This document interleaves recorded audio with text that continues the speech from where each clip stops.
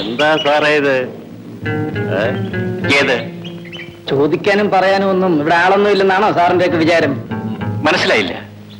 അവർക്ക് സാറിന് ഇഷ്ടമില്ലെന്ന് പറഞ്ഞില്ലേ, പിന്നെ അവിടെ പുറകെ നടന്ന് എന്തിനാ ഇങ്ങനെ ഉപദ്രവിക്കുന്നേ? അങ്ങനെ പോകാൻ തരട്ടെ. മാറി നിൽക്കൂ. ചോദിച്ചതിന് മറുപടി പറഞ്ഞിട്ട് പോണം മിസ്റ്റർ. അവളോട് ഞാൻ എന്റെ കഥ പറയുകയായിരുന്നു. എന്തിന്? അതെ, എന്തിന്? അവളെ വിവാഹം കഴിക്കാൻ എനിക്ക് ആഗ്രഹമുണ്ട്.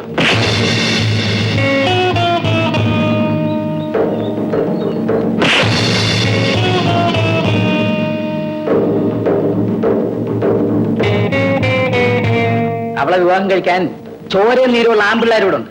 അതിന് തന്നെ പോലുള്ള ഇറക്കവണ്ടികളൊന്നും മെനക്കെടണ്ട. മനസ്സിലായോ? തന്നെ മേലാതി പ്രദേശത്തും കണ്ടുപോലും. പോ. എന്ത് പറയുന്നു? മറുപടി പറഞ്ഞിട്ട് വേണം പോകാൻ.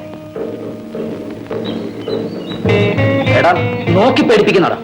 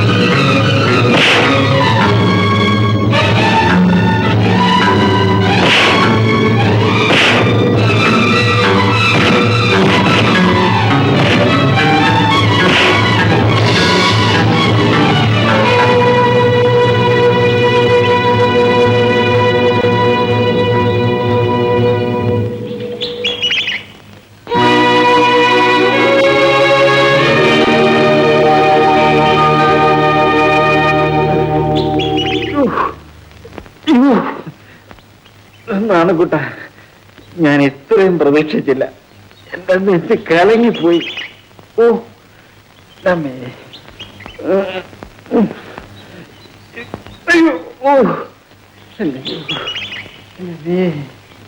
എന്നെ വിശ്വസിപ്പിക്കാന്ന് പറഞ്ഞല്ലോ, മറന്നുപോയോ? ശാവുന്നവൻ മുഴുവൻ അരക്കി കലക്കി കുടിച്ച് എന്നോടാണോ നീ ഇത് പറയുന്നത്? എന്നെ വിശ്വസിപ്പിക്കും. പിരിയുന്നതിന് മുമ്പ് ദുഷ്യന്തൻ എന്ത് ചെയ്യുന്നു? ചെയ്യാൻ പാടില്ലാത്തതൊക്കെ ചെയ്തു. അയ്യോ എന്റെ ദൈവമേ, ഈ പെണ്ണിനൊരു നല്ല ബുദ്ധി കൊടുക്കണേ. പിന്നെ എന്ത് ചെയ്തു? പിരിയുന്നതിന് മുമ്പ് ദുഷ്യന്തൻ ശകുന്തളയെ ഇങ്ങനെ മാറോടടച്ച് ഇങ്ങനെ കെട്ടിപ്പിടിച്ചു. എന്നിട്ട് പറഞ്ഞു, പ്രിയപ്പെട്ട ശകുന്തളെ, ഞാൻ എന്റെ ആത്മാവ് നിന്നെ ഏൽപ്പിച്ചിട്ട് പോകുക. നിന്നെ പിരിയുമ്പോൾ മരണത്തിന്റെ മണം ഞാൻ അനുഭവിക്കും. ആ മണം നല്ലതാണോ? അയ്യോ, വേദനിപ്പിക്കുന്ന മണം. ഞാൻ കൊട്ടാരത്തിൽ ചെന്നാവണ്ണെ എന്റെ ആളുകളെ നിന്റെ ആശ്രമത്തിലേക്ക് അയച്ചു. ആ സ്വർണ്ണപ്പല്ലക്കിൽ നീ കയറി വരുന്ന ആ വരവം കാത്ത് ഞാൻ അങ്ങനെ നിൽക്കും. പറയും ഹരിപുത്രം പറയും. എന്നോടാണോ? ആര്യപുത്രം പറയും, കേൾക്കട്ടെ. ആര്യപുത്ര, ഈ വിരഹവേദന അതും പറയണോ? ഈ വിരയവേദന. വിരഹവേദന. ഹരി ഹരൻ. വിരഹവേദന. വിരഹവേദന. അത് തന്നെ. അധിക നാൾ എനിക്ക് നൽകരുത്. അത് തന്നെ, അധിക നാൾ എനിക്ക് നിന്നെ വിരഹം പഠിപ്പിക്കുന്നതിനേക്കാൾ എന്താ ഈ മോതിരം നിന്റെ വിരലിലേക്ക് അണിഞ്ഞ. ഇത് സ്വർണ്ണമാണോ? നല്ല ചോദ്യം. സാക്ഷാൽ ദുഷ്യന്ത മഹാരാജ രാജാവായിരുന്നു, ഞാൻ വെറും ഡ്രൈവറാണ്. ആ വ്യത്യാസം മോതിരത്തിലും കാണും. എനിക്കിത് പാകമല്ല. സാക്ഷാൽ ശകുന്തളയുടെ കയ്യിലും അത് പാകമല്ലായിരുന്നു. അതുകൊണ്ടല്ലേ ഊരി താഴെ വീണത്. ഓക്കെ, ഇപ്പൊ നിനക്ക് വിശ്വാസം? രാജ, നീ എവിടെ പോവാ? അമ്മേ, ഞാൻ സാറിനെ ഒന്ന് കണ്ടിട്ട് വരട്ടെ. വേണ്ട, നീ പോണ്ട. എനിക്കാ സാറിനെ കാണണം. ഞാൻ പോണ്ടെന്നല്ലേ പറഞ്ഞത്?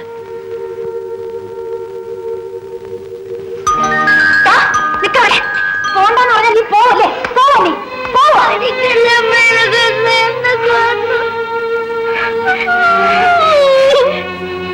വേണ്ട മോനെ, വേണ്ട.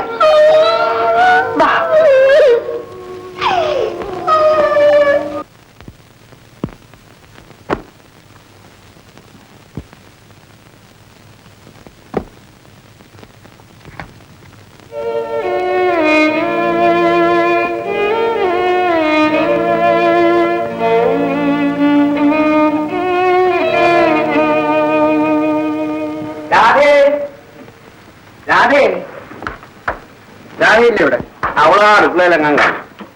എന്താണ് ഇതേ രാധയ്ക്ക് കൊടുക്കാൻ ആ സാറ് സമ്മതിച്ചതാ. എന്താ ഇതിനകത്ത്? ഞാൻ നോക്കി, നമുക്കൊന്ന് നോക്കാം.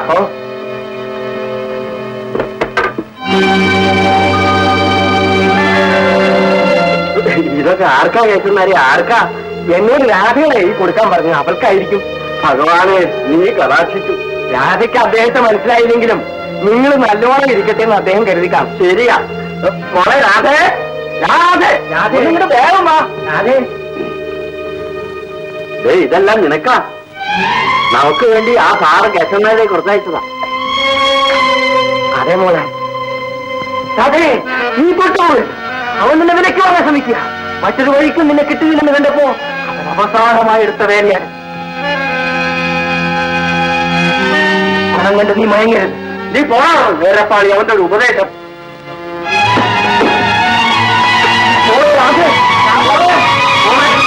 നീ എവിടെ പോണു? ഇത് തിരിച്ചു കൊടുക്കേ. അങ്ങേര് പോയി മോളെ. പോകുമ്പോഴാ ഇതെന്റെ കയ്യിൽ തന്നത്. ഇതിവിടെ ആർക്കും വേണ്ട. തന്നവർക്ക് എന്നെ തിരിച്ചു കൊണ്ടേ കൊടുത്തേക്കൂ. മോളെ നിനക്ക് ഭ്രാന്താണോ? അമ്മ, ഇത് വാങ്ങിക്കാനാ പറഞ്ഞത്. രാധേ, ഒരു കാരണവശാലും ഇത് തിരിച്ചു വാങ്ങരുതെന്നും അദ്ദേഹം എന്നോട് പറഞ്ഞിട്ടുണ്ട്. നിങ്ങളിത് എന്ത് ചെയ്താലും എനിക്ക് വിരോധമില്ല. ഞാൻ പോകും.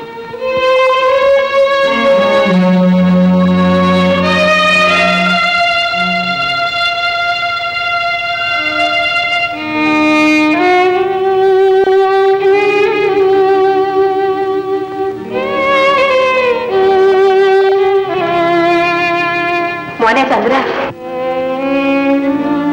നീ എവിടെയായിരുന്നു മോനെ ഇതുവരെ? എവിടെയൊക്കെയോ പോയമ്മേ. അങ്ങനെയെങ്കിലും അല്പം മനസ്സമാധാനം കിട്ടട്ടെ എന്ന് കരുതിയാ നിന്നെ ഞാൻ പോകാൻ അനുവദിച്ചത്. പോയതിനേക്കാൾ വിഷമിച്ച തിരിച്ചു വരാമെന്ന് നിന്റെ മുഖം പറയുന്നല്ലോ മോനെ. കൃഷ്ണൻകുട്ടി, എങ്ങോട്ടാണ് നിങ്ങൾ പോയത്? എന്തിനാ പോയത്? ഇങ്ങനെ ആണെങ്കിൽ ഇവിടെ തന്നെ ഇരുന്നാ മതിയായിരുന്നല്ലോ. അമ്മച്ചി അങ്ങനെ പറയരുത്. ഈ യാത്രയിലെ അവസാനത്തെ ക്യാമ്പിൽ വെച്ച് ഞങ്ങളെ സംബന്ധിച്ചിടത്തോളം ചില പ്രധാന സംഭവങ്ങളൊക്കെ ഉണ്ടായി. എന്താണ് പറയാം.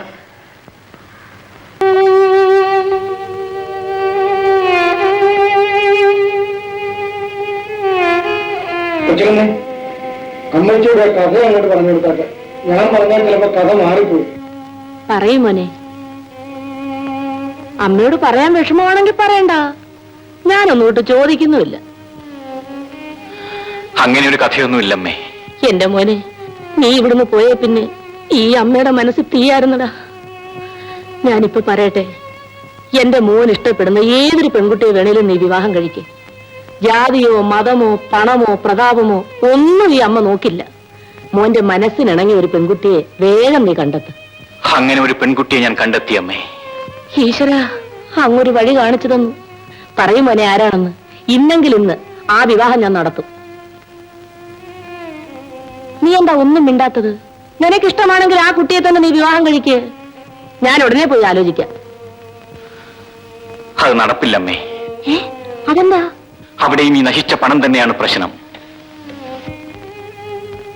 എനിക്കൊന്നും മനസ്സിലാകുന്നില്ലല്ലോ മോനെ. അവളുടെ ചേച്ചിയെ ഒരു പണക്കാരൻ നശിപ്പിച്ചു. ഇപ്പൊ എല്ലാ പണക്കാരോടും അവൾക്ക് വെറുപ്പാണ്. എന്റെ മോനെ അവക്ക് മനസ്സിലാകാഞ്ഞിട്ട. ഞാൻ പോകാം.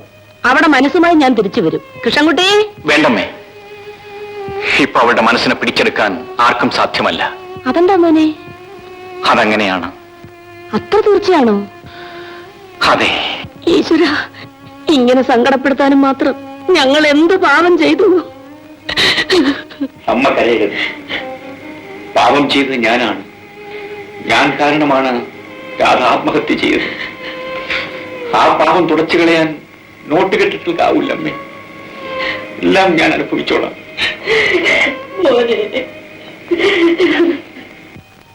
ഞാനിപ്പോ എന്ത് പറയാനാ?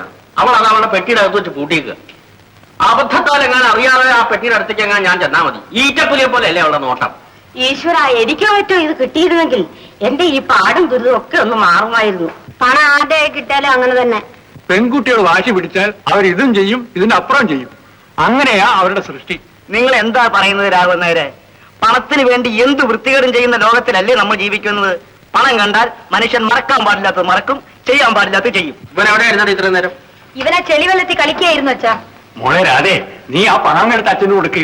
അച്ഛന് ഈ വീടൊക്കെ ഒന്ന് നന്നാക്കട്ടെ. അത് എത്ര പറഞ്ഞാലും അവളെ ചെവി കയറൂല. അല്ലെങ്കിൽ നിന്റെ ഈ വാശിക്ക് എന്താ ഒരർത്ഥം? ആ അർത്ഥം നോക്കി നിങ്ങൾ ആരും ബുദ്ധിമുട്ടണ്ട.